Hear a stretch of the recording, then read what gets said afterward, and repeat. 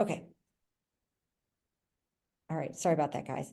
In 1996, he left the Community Builders to serve as the Chief Operating Officer of Beacon Corcoran Jennison Partners, developing Hope 6 communities.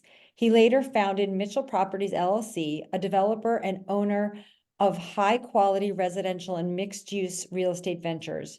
Bart returned to the Community Builders in July of 2010 as the company's Chief Operating Officer. So welcome, Bart Mitchell, to Building a Better Wellesley. Do you have slides you want to show us? Do you want to share your screen, or you just want to talk to us? I was just going to talk, but Okay. unfortunately, my bio doesn't include the most relevant, important part, which is I've lived in Jamaica Plain since 1984, but for 3 months before moving into Jamaica Plain, I lived with a friend in Wellesley Ah, because I was moving into an apartment in a building that had a fire, was being renovated, it wasn't ready on time. So I had no place to live for a few months. I was living in Somerville, and he said, "Come live with me." So I got the delightful chance to live in Wellesley briefly. well, excellent. So yes, please introduce yourself, or tell us a little bit about the Community Builders, some of your projects, what your priorities are, things like that would be great. Okay, and the thing that was most on my mind was, as much as possible, just a conversation. So I think what I'll try to do is just get some conversation starters going. So the housing's sort of expensive, and there's lots of reasons why. And opportunity is amazingly available in the United States, but not equally for everybody. And so those are the two things that motivate me to be very excited every day to be working on ways to help deliver some quality housing, to help deliver some quality income restricted housing that can benefit some people that can't afford that quality level on their own because everything's got so expensive. But I'm very much in favor of the reality of supply and demand. And if we don't allow housing construction at the rate of the household formation in a metropolitan area, then don't be surprised, everything is too expensive.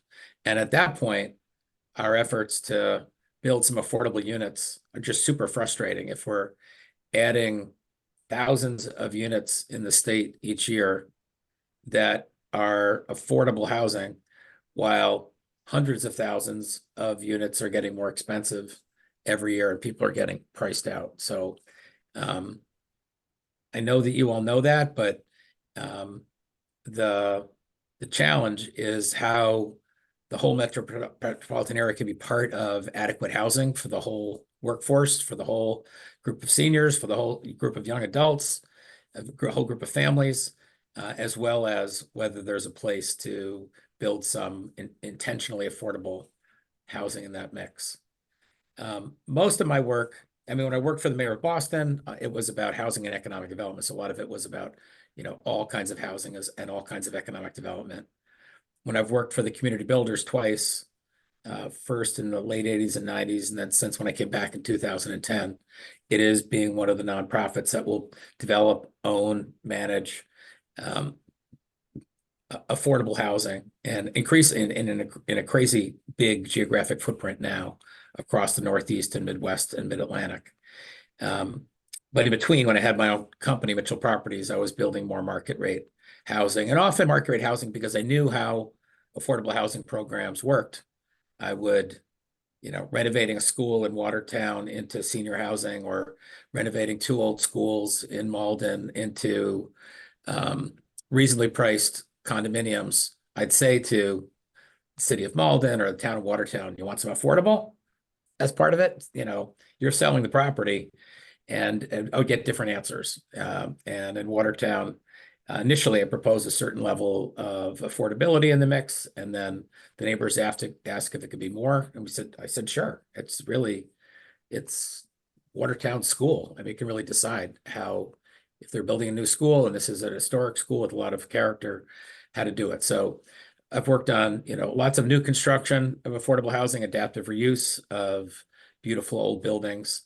And one of the things that has been a real joy at coming back to the community builders is that that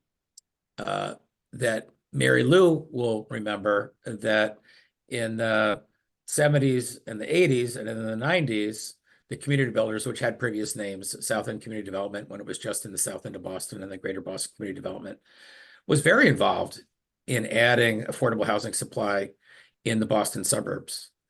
And we have apartments in Lexington, and we have beautiful big mixed income apartment community in Lincoln, right next to the Lincoln train station. We've built affordable home ownership in Weston. We've got a lot of apartments in Martha's Vineyard and in Mashpee and in Chatham and in Provincetown, where it's very hard to get year-round housing for people that are trying to work there at all the jobs. But somehow in the 2000s, late 90s and 2000s, community builders with this geographic expansion got very involved in working on some very complicated, important things in a lot of American cities, but seem to have forgotten about the unbelievable important role that America's incredible suburbs can play in the solutions of offering affordable housing too. So one thing that's been a real delight in the last 10 and 5 years is to be getting the teams at the community builders to be working in Chicago, but also in Oak Park, just west of Chicago. If any of you have been there, it's an amazing community. It's got an incredible school system. It's very convenient. It has a train like you do. So it's easy to get into Chicago. And it makes a real impression when we're building something, in that case, on South Oak Park Boulevard, which is one of their main commercial streets, and build something incredibly gorgeous.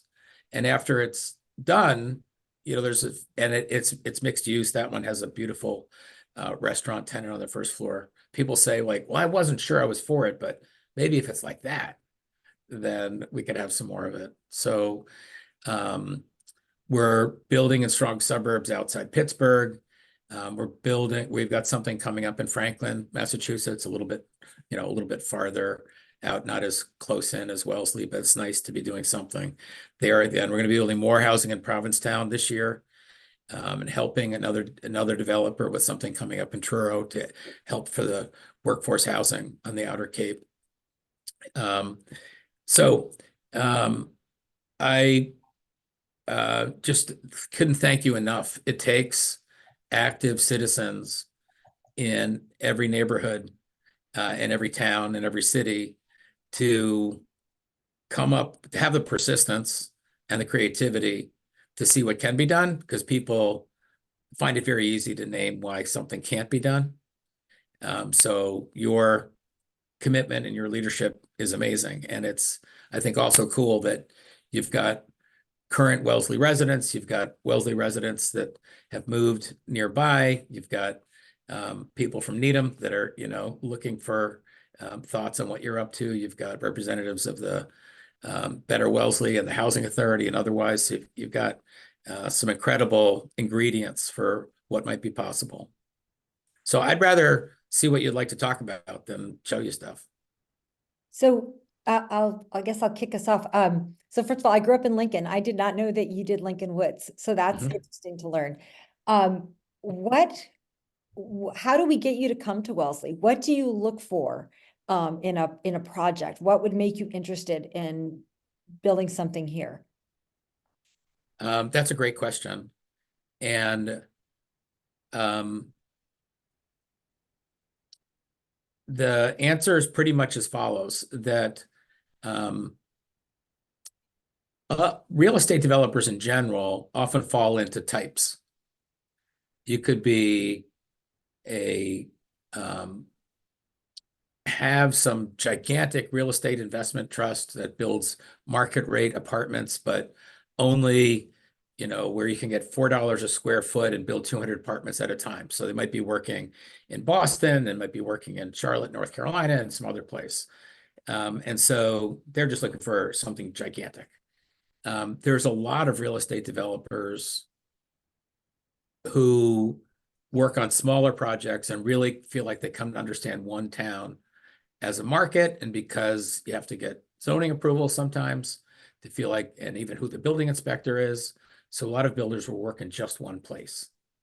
And it's the same with those that have spent the time coming to understand the ridiculously complicated affordable housing funding programs, that often they'll, even those that'll work many places will often keep working again places they've already worked and overlook the chances to start working someplace else. So the biggest ingredients are land and zoning.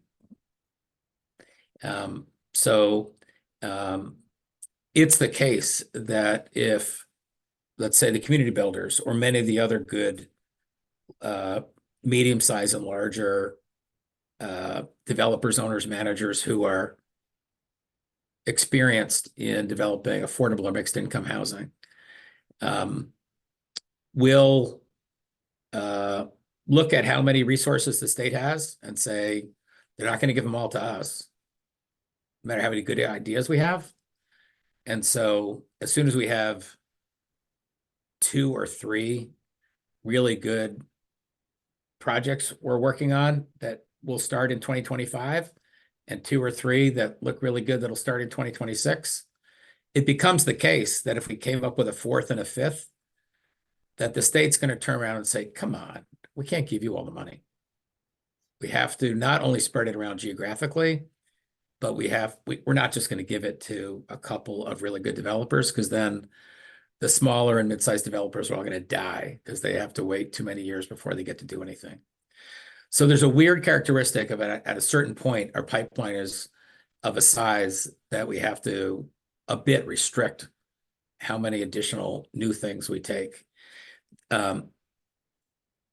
So a lot of good developers would just look for a big project in Boston and the next big project in Boston and the next big project in Boston, stay very busy, maybe have a geographically concentrated footprint, feel very efficient about owning and managing, and just skip doing something in an incredible, strong suburb, which might not be as large, and it might be really uncertain about zoning approvals. And unless it was the case that the town or the housing authority is putting out a request for proposals with a piece of land, it might be an expensive piece of land you have to buy privately before you had zoning approvals.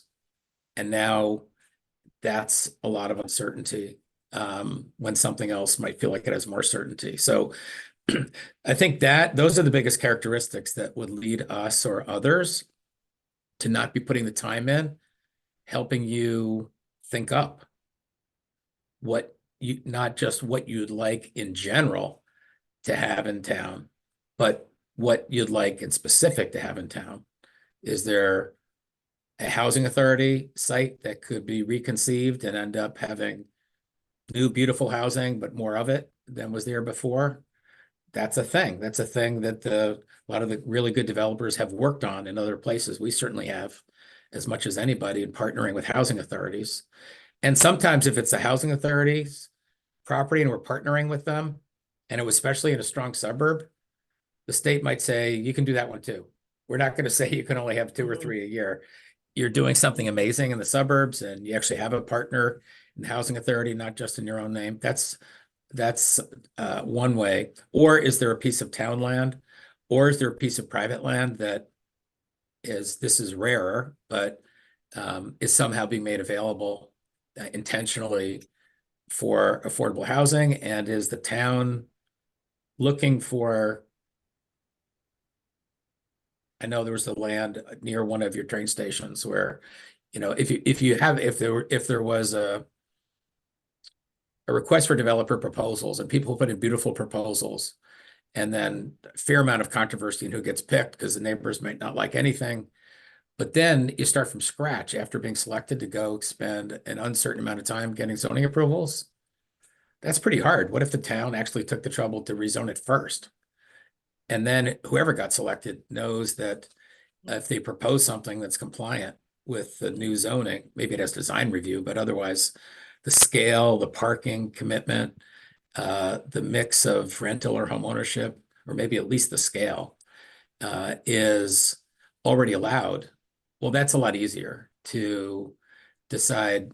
I'm going to skip competing for to build the next building in Chinatown, or or going and buying a private piece of property in Provincetown, where the mayor's been begging us town manager begging us to consider buying a piece of property, and that they'll have a bunch of the money committed, and they've had a history of giving zoning variances for affordable housing. Those are some of the ingredients, land and zoning, and then it won't be that hard.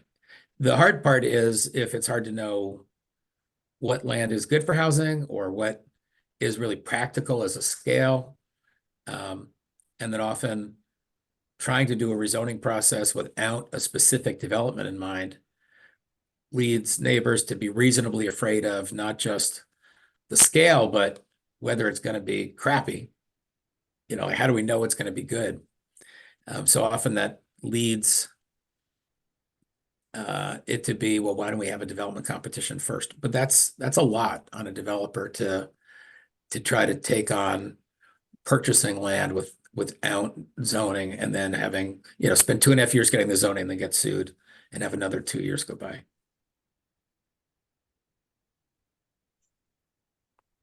And Mara, you're muted. Sorry, you mentioned that the redevelopment of public housing. And it's one of the reasons that Janice joined us today, is that the Housing Authority here in Wellesley is thinking about a project and what could they do with their land. Do you have suggestions? Or I know, Janice, if you want to jump in with questions, but my first question would be, how do we get started with something like that? Janice, I'll tell you one thing, which was one of the coolest things I've ever seen, that I think saved the Boston Housing Authority about a decade. But I haven't seen it many other places, is that they were trying to think about 7 years ago, they were realizing federal government's not providing enough resources to the housing authorities. We've always been proud we're doing it ourselves, but maybe we've got to think of a different model. So they literally put out a request for ideas. They didn't spend 4 years having a bunch of planners draw sketches for them of what could be built on a site, and then give them a pro forma and have 190 meetings with residents who were concerned.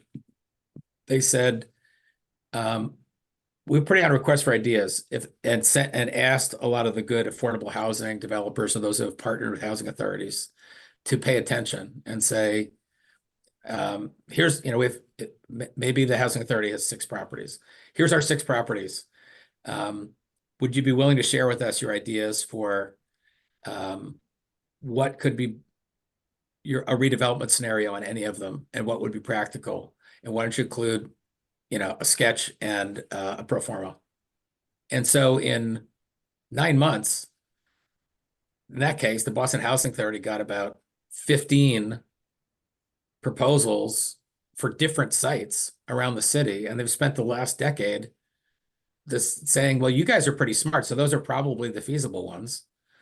And they've been able to show some of these submissions to the residents and say, this kind of stuff looks sort of interesting, and to neighbors. And then they just selected some and put out requests for proposals on a few of them, and then other ones later. So it's asking the people who have the most practical ability to execute on as a partner what's possible, and getting all that for free, and then deciding what to do next. I don't know what the mix is in Wellesley of federally funded public housing and state funded public housing. It's actually state funded. So, we're redoing the Faneuil Gardens state public housing in Brighton right now and replacing, in that case, in a place where there's all kinds of density now. If you're over by WGBH on Market Street in Brighton, where New Balance is and all that, just on the other side of Market Street. And we're going to be replacing, 200 apartments with about 450. And I promise there's going to be more useful green space when we're done, and, more amazing common spaces for residents in the community. It's across the street from a beautiful playground that'll be more welcoming connection. Sometimes more is not less open space. It depends how the buildings are configured and all of that. So that's a scale that requires a lot of money from the city of Boston that the town's not going to have. And obviously that scale is more of a urban scale, but it's sometimes the case that if you went from bungalows to townhouses or from townhouses to 3 or 4 story buildings, there's a room for a lot more seniors, if it's seniors, or families, if it's families, to live beautifully on a place. And the state knows that their state public housing is harder to refinance than the federal public housing, but they've made they're interested. They can't do all that much. They can't do it all at once, but they're interested when they get really interesting opportunities. So the property that we have, it's located on Barton Road. It has 88 family units in it. I think is the main place that the Housing Authority is looking at. So they have the land. It's already zoned properly, so it checks 2 boxes. But then we get to financing, and that, which is a big question mark. And we have money set aside in our CP from the CPA. We have little bits. We have a housing development corporation, which is like a housing trust. They've got a little bit of money. What are some of the financing models that are used to do this kind of work? I've driven through that Barton Road property. I think that's a good choice. Because it's a beautiful location, and it also is not like infinity neighbors right there, but it's sort of a peaceful, beautiful location, and might be able to handle some replacement housing and increase in housing in a way that just could be gorgeous. The state, there are some federal resources which are the most powerful ones, and the state gets to allocate them. And the biggest one is the 9% affordable housing tax credit, which sounds like it's going to cover 9% of the cost of it, but it's a credit that equals about 9% of the development cost for each of 10 years. So over 10 years, the amount of tax credits available equals 90% of the total development cost. And then those tax credits are sold to investors that don't pay quite that much, but they pay pretty close to that much. So it's the largest resource, and it's available as a percentage of total development cost. The state usually limits the amount that can go into one project. You don't end up actually, theoretically, they could give you so much that you could cover almost 90% of the development cost, but they don't give you that much. They cap how much go to each project.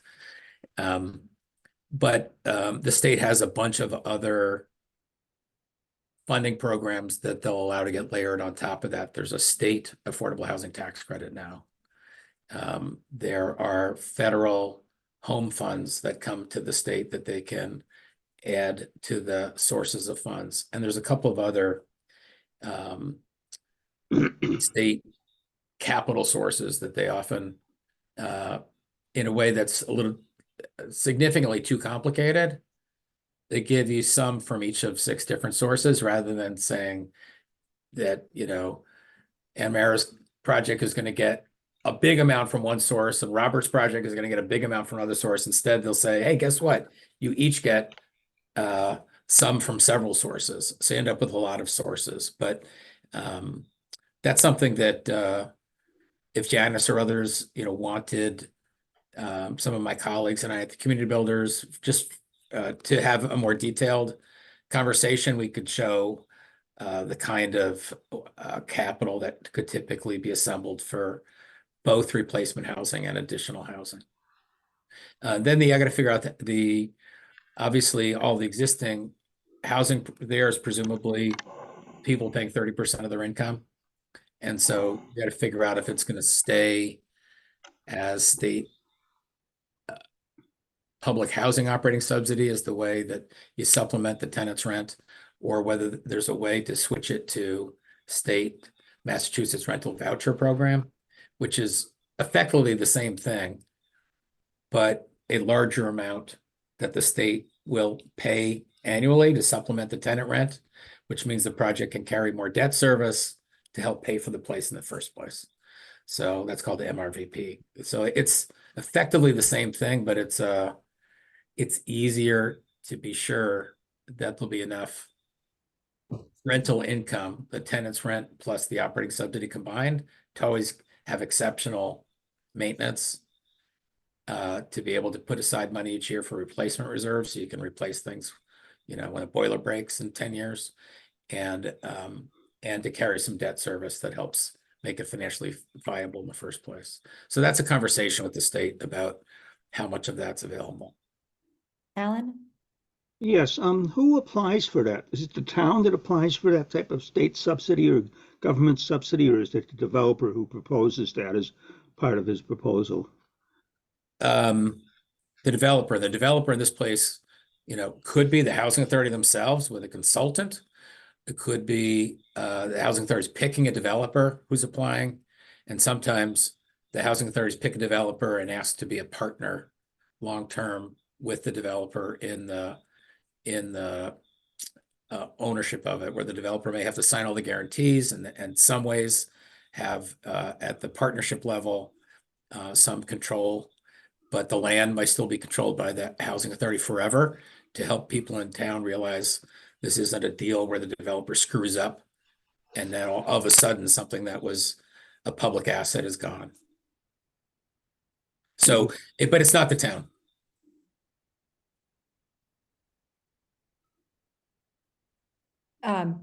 So do we have any more questions about the public housing redevelopment? Go ahead, Paula. It's not a question. It's just to share that Needham is doing what you're talking about. And perhaps it would make sense to make some connection. They started years ago. It's a 10-year plan. We need to rezone, we need to get CPC funds, but it's what we found, and what I wanted to share aside from that fact is that because we're a relatively small authority, not like Boston, we've engaged Cambridge Housing Authority to do the work because it's so darn complicated, as you just heard. So I wanted to share that, and was it Irene who's from the Housing Authority? Janice. Janice.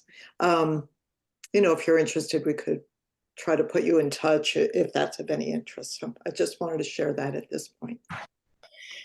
We've already been in touch with the Cambridge Housing Authority, and we've had a couple of meetings, and they're going to be giving us a fee proposal soon. So I feel that this is a tiny first step, but we're taking that step. Terrific. Okay, thanks. So there's a question from Andrew. He's at the airport, so I told him I'd read his question. Bart, you mentioned that a project of yours in Watertown had changed because the citizens town wanted a larger income restricted component. How do you make that work in practice? Do you have to pursue more state and federal funding opportunities, or ask the town to reduce the land price? What is the lowest hanging fruit, or how to best accommodate more and deeper affordability in your developments?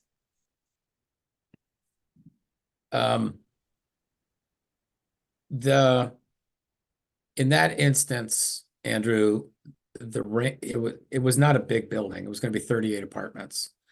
And in East Watertown at that time, there were people in Watertown that wanted as much affordability as possible.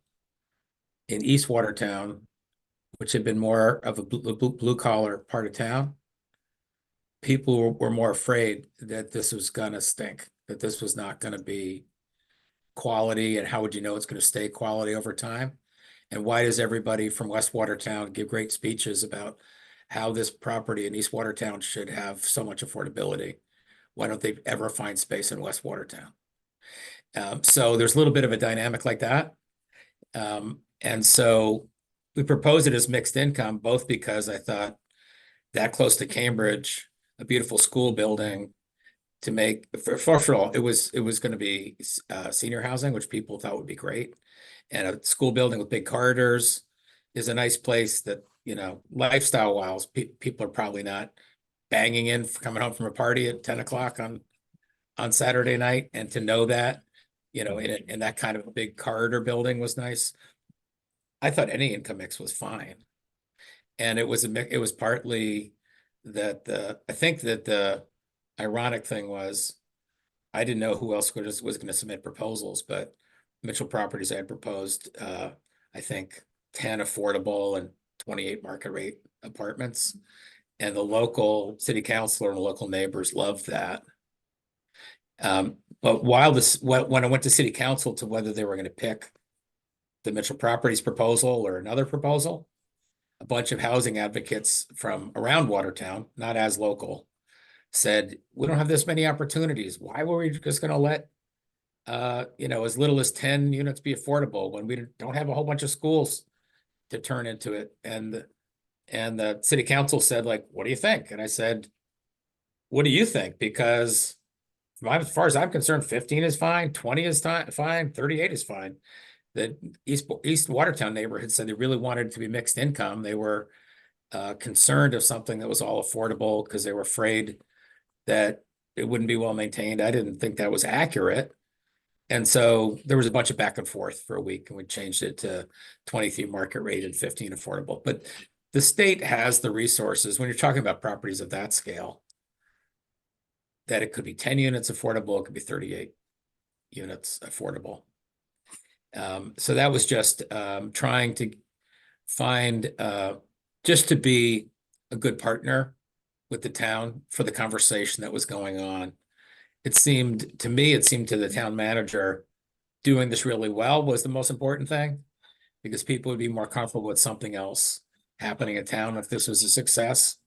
And there were a lot of seniors in town who made too much money to be eligible for an affordable unit that really wanted a place to downsize in town. A lot of them might own a two-family house 2 blocks away. And what an amazing thing if you freed that up for some families, because they could actually stay in their neighborhood. So I saw a lot of mission, and the town saw a lot of mission in the market rate portion of it too.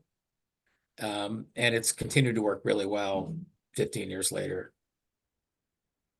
So it's That's great to hear. Thank you. I it's, guess, oh, go ahead, sorry. Andrew, sorry. sorry, as a follow-up, does the kind of increase of 10 affordable units to 15 make the financing at all more daunting, even if No. the state is well resourced? No, it doesn't. And the one thing that's super annoying is that a lot of the parties that purchase, the ones that, like, it's big banks. It's like America's biggest banks that buy the tax credits that I talked about as a major resource. It's actually more complicated when it's mixed income. So like, oh, couldn't you just do it all affordable? And so it's a smaller number of investors for tax credits, a small number of developers that have the stomach for mixed income. It's actually the case that you take projects of that scale, the state would be happy to provide the resources if you're going to make it all income restricted, and a bunch of the counterparties involved are happier. So if the town wants all affordable, that's usually okay. If the town wants mixed income, it's a more select group of developers that have the mission interest in why that's important, and the team that could do that well forever, and the stomach for the fact that there's lots of parts of the assembling the resources and closing where the people who understand the affordable part feel like they don't understand the market rate part, and they get nervous and wish you'd do away with it. And are Very you, interesting. Thank you again. so these might be a kind of basic questions, but a project, you talked about the fact that 10 affordable, 15, 38 affordable didn't complicate the project. That's because the land and the building were donated it was town land, right? It was, in that case, it wasn't donated. That was really complicated because the town of Watertown used to own, they thought of the arsenal, which had come up, which was, a federal arsenal, as being the place that was going to be all their commercial tax income for the next 50 years. And all of a sudden Harvard bought it and took it off the tax rolls. Like, crap, we're not selling anything. We're only going to ground lease this because we're not going to have somebody fool us and take it off the tax roll. So it was more of a complicated ground lease situation where we had, I might have had to lower the ground lease payment if we increased it by more than 5 units, but in that range, just figured it was good enough. And a lot of the ground lease, there was a base lease payment and then a percentage of cash flow after debt service and after a priority return. So it was really the incentive lease payment that might have been smaller if it was fewer market rate units. And so that was why I felt like the way I'd structured it, it was a little bit of the town's call, whether they wanted to see more cash flow, which they'd participate, or whether they wanted more affordability, which would reduce the cash flow. Okay. All right. That makes sense. Thanks. And so and that project was your other company, right? Mitchell Properties. In terms of the community builders, are those projects always 100% affordable at different levels, or are those mixed income as well? I mean, how do those projects break down? We're not actually the biggest nonprofit in the country, but we are probably the biggest that really cares about mixed income solutions. For a couple of reasons. They're not all relevant in every situation, but and we have a lot of properties that are 100% income restricted, but we have more mixed income ones than most other people.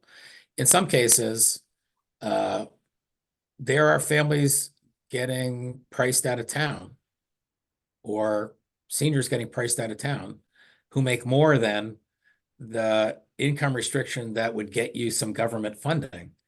And so in some cases, the unrestricted wasn't super luxury. It was just allowed you to have an income above whatever the restricted income was, or some assets, because there's a formula to translate assets that you have into the equivalent of an extra income. And so we would have to prohibit somebody who's trying to downsize from staying in town, or grew up in town, is trying to get started from staying in town. And in some cases, that's an awfully nice thing. A second is, and one of the things about this country, in significant part because school systems has created home values, is that we end up very economically segregated. And that's too bad. And so mixed income neighborhoods, to me, are more important than mixed income buildings. But sometimes mixed income buildings can have a disproportionately positive effect on reminding people that people can live near each other with great warmth and generosity. And so that's really the point of mixed income housing, is actually excluding a lot of people with the income limit, and that while having the same school in Wellesley or anywhere else where some families of limited income could send kids, even if they were in an all affordable property, and people with more resources go to the same school, that's probably a bigger deal. But having them live together, often people feel like, that's working. Nice. And some people will affirmatively want to live there because it's mixed income, because it's nice. Paula and then Alan. Great, thank you. That is, Wellesley and Needham are both doing this MBTA rezoning stuff. Yeah.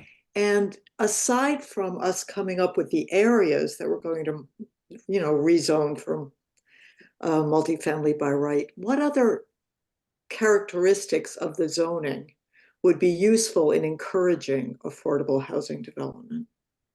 Well, Paul, that's a great question because if the zoning can work, then people could do the math on whether they could Right. acquire Mhm. a property that's just privately owned property. And it will create more locations. So the locations that the town picks through the zoning, where you'd be comfortable having some more density, and whether or not that density either allows or calls for some affordability in the mix. Mhm. It does make it possible for the community builders or anybody else to go buy a private site, because Oh. it's not buy a private site, spend 3 years getting it zoned, then getting sued for 3 years. It's buy a private site if you can pencil out before buying it that you could build something that would be compliant with the new zoning. And so you just start working on your design and your financing structure, and it takes 2 years rather than 4 before you start it, and without the lawsuit risk. So Right. you will create the many more places where market rate and mixed income and affordable housing can be built. It is also the case, in a way that's going to be frustrating for you, that if you rezone an area that had maybe it's had a few, 1-story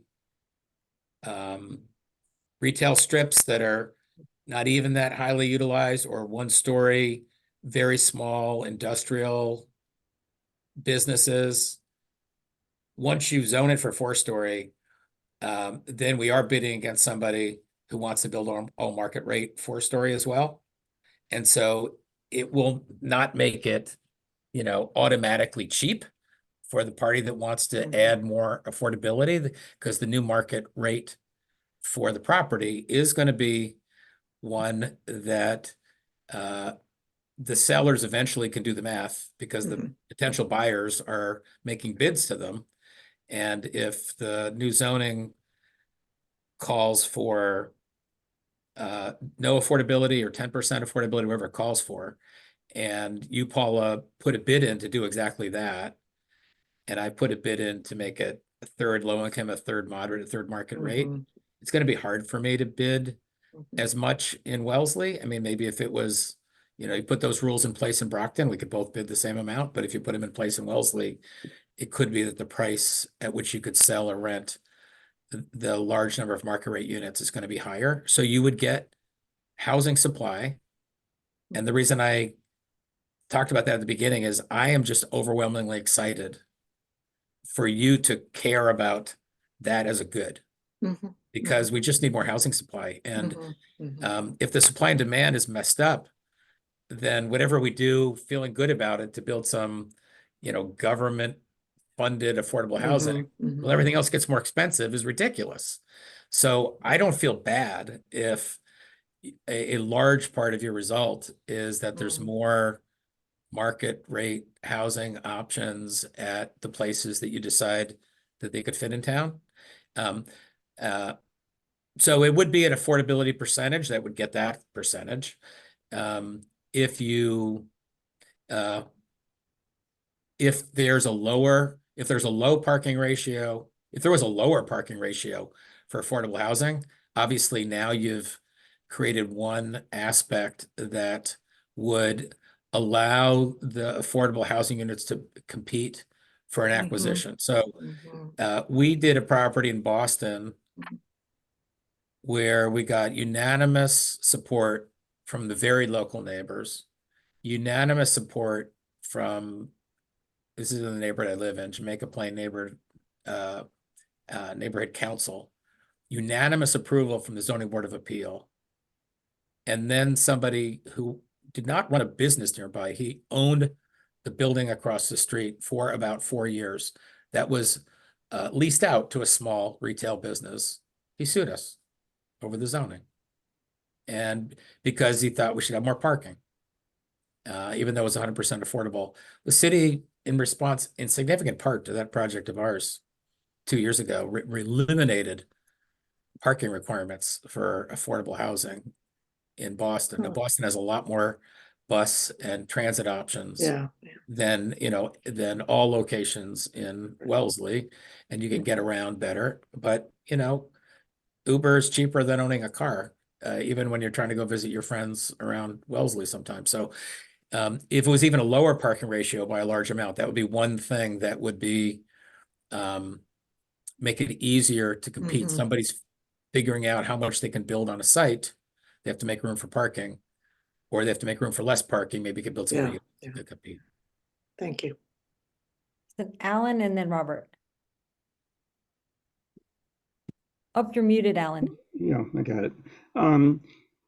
Thank you. That's very, very interesting. And you really raised a number of questions came to my mind. Particularly, I'm trying to look at the way we in Wellesley have been going about asking for help from developers. And I'm aware that there are some nonprofit low-income properties around, but it seems like when the town is going about it asking for bids, we end up with proposals that are very much, I'm thinking of, we had a proposal 4 or 5 years ago to allow the town land next to the train station Yeah, and then a parking lot, the terribly lot across the tracks to be used for a mixed use development. And I don't know whether any nonprofit companies came into bid.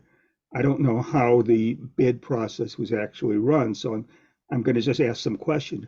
We must have done something wrong because we ended up with a very expensive proposal for roughly $2 million units on one side of the track and affordable units on the other side of the track. And of course, it set off a lot of community alarms. I don't care so much about the community alarms, but the question is, we must have done something. Could we have done something differently?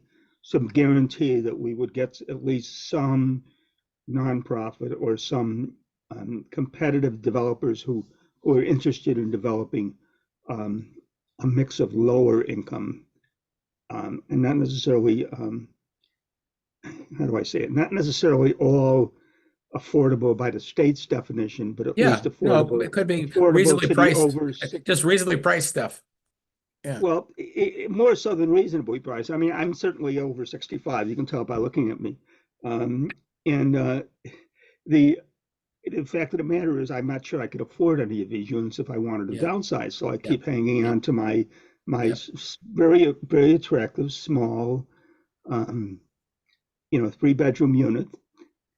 And because it's a lot cheaper for me than buying a $2 million condominium. And so the question is, what could the town do to attract the right set of developers? Are you going to have to help me out? I don't know what the process was how we found those particular developers, and they were all in the same comparable class, I guess. I mean, I'll what I let don't, I mean, and Mara's gonna know. I don't know what process you used. I know what site you're talking about. I know what's there. I know we didn't pay attention to it, but doesn't mean the town did something wrong. For some of the reasons I described earlier, we just get busy and blow it in not paying attention to things, or had so many things lined up for 2 and 3 years out that we just stopped looking. So there's only about 10 larger affordable and mixed income housing developers that will work throughout the suburbs really well as cities. So there's a cast of characters that you could make sure to contact early and often to see if they'll pay attention if you do such a thing. But you might have done it then. It might have been that we were just not paying attention. So what I'll say, Alan and everyone is that, so that project and the opposition to that project is the reason that Building Better Wellesley exists. Because we were so shocked with the amount of opposition. We thought there has to be someone out there saying good things about affordable housing and about housing. But my understanding, what I'd heard about the process is there were no nonprofit developers that bid. So I think, Alan, your question is a very good one. Could we write a different RFP? So that would be something to think about if we do that next time. And then the developer who did win the RFP, what they told us was, it was very challenging to put together a project because we were requiring you had to provide the exact number of parking spaces that are there today, which meant that the whole project had to be decked above the parking, which is a very expensive thing to do. Yeah. So that was their insight as to why there were so many market rate units there. Yeah, I mean, so the easy for me to say comment is, if Wellesley had bit the bullet and decided how much it cost to turn its surface parking lot into a parking deck and had put out bonds to pay for that, then you could have had all kinds of different choices about what goes on top of a deck that you had created. If you want people to pay for the deck and that was part of how to get it through town, you're going to restrict what could work economically by a lot. Interesting. Robert? Hi, yeah, I wanted to go back to when you were talking about mixed income. So is that mixed income where, you know, some of the apartments are still income restricted, but it's like at 120 or 150 of AMI, or they're just unrestricted rents? It could be both. So I'll give you two Boston examples, one you live right next door to. So at AO Flats, there's 78, there's some beautiful condominiums that Robert lives in. And there's a 5-story apartment building that we built right next to it. It was originally part of the same MBTA land. 78 apartments, and half of them are for households below 60% of the area median income. And so let's say for a 3-bedroom, that might be $55,000 or $60,000 or something like that. And half of those were for households up to 100% of area median income. I think it was 100, might have been 110. So it was, you know, people that made $80,000 or $95,000 or something. So, you know, nurses that were getting completely priced out of Jamaica Plain anymore, and you know, somebody that worked on the T who might have good union pay scale, but getting completely priced out of being able to live in JP anymore. That was that mix. If you went 2 subway stations into Jackson Square, we opened up a building 10 years ago to 225 Center, which has 103 apartments, and 35 of them are income restricted, with 10 of those for people who have been homeless getting it to live in permanent housing. 25 were for people that make in the $45,000, $55,000 range, and then 68 were unrestricted. So it could be anything. It's a wide range when I say mixed income, between restricted at a bunch of different incomes or a bunch of unrestricted. We got selected a few months ago to build a 15-story building in the Seaport, where the idea is for a lot of the people in the Seaport that would never be able to afford to live there. So that's going to have, they're all going to be restricted, but it's going to be between 30% of area median income and 120 or 130% of area median income. Once you get up to 120% of area median income, it's a pretty high number. It's over $100,000 a year. So there's lots of people that wouldn't be able to live there because they make more, but it's still very mixed income in terms of the range of, you know, the percentage of people, even though there's a lot of people we may know who make more than $100,000, it's a pretty small percentage of the overall population. Gotcha. So how does that compare to some of the public-private conversions that are going on, like Clarendon Hills and Bunker Hill housing redevelopment? Because I know there's a mixed income. Do they have completely unrestricted? They're so different from each other. So at Bunker Hill, they're going to end up with 1,000 deeply affordable units and 2,000 unrestricted. So they've got Unrestricted. very modest incomes, people with very low incomes, and very rich people, and that's it. At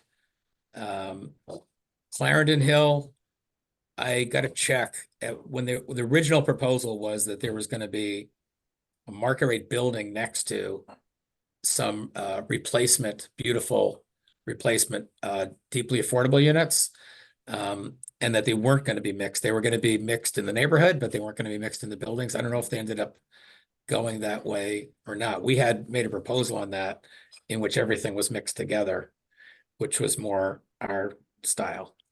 And I don't know if they ended up moving towards that or kept it market rate building next to a fully restricted building. So there's quite a wide range when people say mixed income, like of all kinds of things that are happening. Gotcha. Yeah, it's helping me understand the landscape a bit more. And then the other sort of related, another question to help me understand. So you're a nonprofit, not-for-profit developer. There are for-profit developers of, LIHTC and other kinds of affordable housing. Tell me the difference between those two models. There are really fantastic for-profit developers, owners, managers of affordable and mixed income housing. And there are a few that are crappy.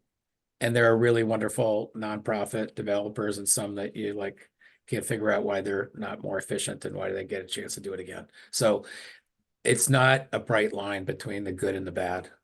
It's probably more than 2/3 of the affordable housing developers in the US are for profit. And if we're, I don't know, 30th biggest nationally of all developers, but there's only about 7 nonprofits, or maybe it's even 4 or 5 in the 50 biggest. So for the most part, like most businesses, it's dominated by for-profits. At the end of the day, it depends if you care what any net financial plus made by the organization, what happens to it. If you owned a big for-profit, Robert, and at the end of the day, you could spend that on buying yourself another boat if you want to. And, we reinvest $2 million a year in resident engagement staff, which would be a net that would go to the owners of the company if there were owners. But like a university, there's no owner. It's just a nonprofit board. So we try to think about we have hugely high equity goals. We usually we have an organizational goal nationally that at least 30% of our construction and other professional services dollars are spent with minority business enterprises. In some cities, there's a lot of priority on that, and some there's zip. But that's for us nationally. And we can beat that by a lot in Chicago and DC, where there's a lot of focus on it. And in other cities, we might be doing 5 times what other people are doing. There's a big article in Richmond, Virginia, who have the requirements, but they're just best efforts and they don't require any effort. And so they did a big article saying there's like 30 developers that have been committed to these goals, and it looks like only the community builders actually did it. So environmental standards that we've put on ourselves, living wage for our lowest paid employees, taking $2 million of what would be net and reinvesting it in hiring 80 community life staff that work around in the properties we worked at. Because if you have an income that's at 30% of median or 10% of median or 60% of median, let's say it's a 60% of median. The way that the rental arrangement works is next year, if there's a recession and your hours get cut back, our rent doesn't go down. So we have staff that's, if you're behind in rent, it's going to call you 2 days later and say, what's going on? And It's like my hours got cut back. And like, okay, well, here's how you would apply for emergency rental assistance that can help with, but what were your goals anyway? And maybe, engagement with you. Well, I lost my transportation or couldn't get a reasonably priced daycare for my kids, and I've been staying home, or my mom got sick.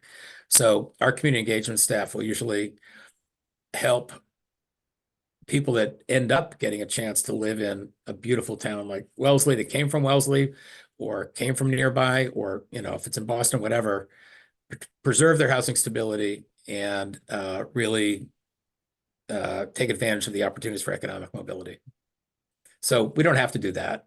And that's one of the things we think makes us a little bit special, but there are really good, there's some really good for-profits too. So can you give us a list of the really good for-profits and the really good non-for-profits so we can focus in on our Yeah, sure. Yeah, here? yeah. I'll write it down and send it to you. Oh, that's great. And it wouldn't be, it doesn't mean that there aren't others. It would be, Right. a starting point, but there's definitely others. And it depends, and some of it depends on scale, and some of it depends on project type. Oh, that would be helpful. I know we're coming up on our time. You mentioned the rent, and it did make me wonder, do you have any thoughts on affordable home ownership versus Yes. rental? Yes. One of the things that Community Builders has done less of than I'd like is affordable and mixed income home ownership. Actually, when I was doing Mitchell Properties, I built a building in the south end of Boston that's 60% income restricted condos and 40% market rate, and it's done incredibly well, and it's 15 years since it opened, and it's been really successful place for people. And I've tried to one thing that's been really nice in the last 4 years is with a lot of the deep national conversations that were happening in 2020 and since make me people reflect on the wealth gap, and that our very successful discriminatory housing policies going back 100 years kept generations of families, including mine. My grandparents went from, living in apartments in Jersey City and the Bronx as new immigrants to owning houses. And I always had a really proud understanding of my family's journey. And even though I knew the facts, and even with me, it didn't really sink in that the main distinction between my family and lots of others is they were not excluded from doing that. So people of color couldn't get FHA mortgages, and there were no enforced openings of the suburbs. I grew up around New York, and the suburbs were not open to people of color in the 30s and 40s and 50s and 60s. And I grew up just north of the Bronx, and in the 70s and 80s, there were a bunch of neighbors who were incredibly A, racist, B, scared, because the Bronx had changed so much and they didn't want it to happen here. How did I get on that? So I did a lot of home ownership, including mixed income home ownership, when I was doing Mitchell Properties. And I found in the last 4 years that the community builders teams are really excited when we come up with opportunities to do some affordable or mixed income home ownership. And we have some now moving in Chicago, in Richmond, in Pittsburgh. We've got a couple of things working in Boston. So there's not any federal money to help make it feasible. And that's why you won't see the organizations that are really good at doing affordable mixed income rental doing as much affordable home ownership. The state has a modest amount of money, which they hoped, and they jacked it up 5 years ago for affordable home ownership from $100,000 a unit of possible help to maybe even $200,000 a unit. But they're they're making it up from scratch. So they'll say, yeah, but we don't have we don't have enough to give you more than that times 40. So can't build more than 40 units. And if the sales price, the interest rate just went up from 3% to 7%, the mortgage somebody carried just shrunk. And if construction costs went way up, and it's going to cost $500,000 a unit to build, and a family at 80% of median can afford $130,000 with today's interest rates, then $200,000 doesn't build a unit that costs $500,000 a unit. So the math is really hard. The state's trying to figure it out. There's a couple of projects recently that they've put a bigger amount in. Actually, there's a couple in Boston where the city matched it. But they get a deep enough subsidy to take the construction cost and architect costs, et cetera, and bring it down to the mortgage somebody can carry. Either it's a very high level of affordability. If you want to serve somebody at 150% of area median income, they can afford more mortgage and you need less public dollars. So that would be another conversation, just to take a look at some of the math and to figure out scale, what income to serve, what kind of a project and how complex is it for what the cost would be, and whether there's enough gap filler. So, but it stinks as a country that we some of you own a home, I do. My home interest is deductible, but 90% of that benefit goes to people who make over $100,000. Yeah, it is a puzzle. And I think that for us, one of the big gaps in our knowledge is understanding all the financing and how you put all that together. So this has been helpful, and it's something we have to learn more and more about to try to figure out how to make these projects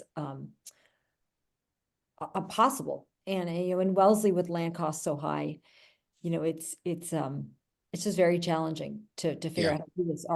Our biggest, what we've talked a lot about in Wellesley is what we call workforce housing. How do you housing really? And it's, we definitely want housing for that 30% and the lower, the lowest income, but that's where our public housing serves.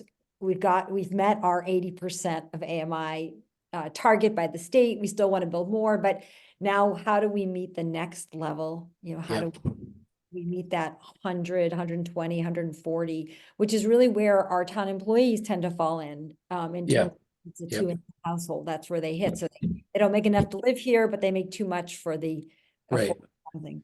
Yeah, the state's workforce housing program, which comes through the Mass Housing Finance Agency, generally helps with the 100% of median, but not with the 120, 140% of median. So that is one source that does help, but it goes away right when you get to the point where you're some of the folks you want to be building for, and to stay in town, or who work in town or commuting too far. Right, exactly. Well, is there any last question? Okay, so Bart, thank you so much for joining. We are going to make this recording available to our members that couldn't be here today. And the chair of our CPC, who works with Alan, she's very interested to watch the video, as are some of our loyal members who were on the road and at cooking classes and such.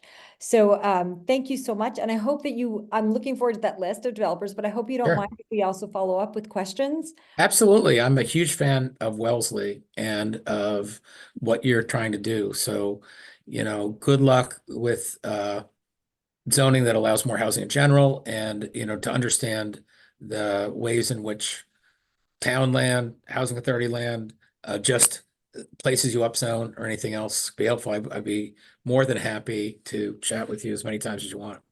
Excellent. And I'm gonna connect Janice. I'm gonna connect you to Bart. So if and when you're ready to ask him questions or along the way, sounds like he's open to that. So I'll connect you guys. Yes, this was so very interesting and informative for me, and it's giving me a lot of ideas as we move forward. So I would appreciate having the connection directly to you. Sure. And Janice, if you wanted a couple of us who have worked on state public housing to come by sometime and just shoot the breeze in person, we could do that too. Okay, thank you. That would be Okay. great. Okay. Great. All right. So thank you so much. Just for everyone else, our next meeting is February 25th, and we're going to be talking about our priorities for 2024 and also town meeting articles. And then in March, on March 24th, save the date, because we're going to be sitting down with the the Wellesley Conservation Land Trust to discuss really, can we come up with a shared vision, and what opportunities are there for collaboration? So please save both those dates.